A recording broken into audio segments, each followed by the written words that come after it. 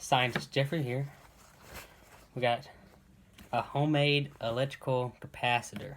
Okay, so what you have here is a water bottle filled with tap water, a little pinch of salt, okay, wrapped in aluminum foil, and a nail poked through with the little tip, bottom tip, touching the water, and of course the top touching the air.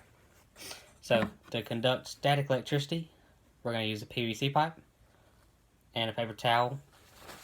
I'm gonna rub it, get that static going, okay? And you're gonna conduct the nail with electricity.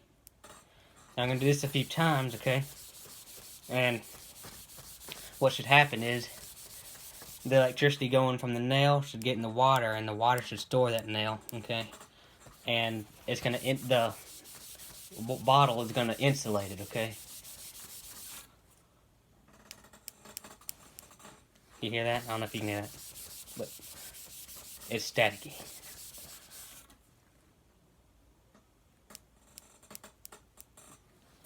Half it's my chair squeaking, but it'll be okay.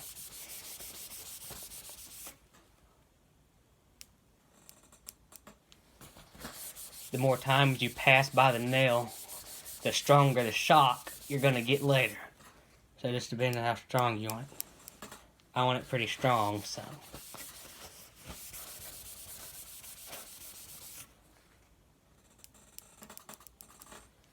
That's a pretty good pass right there.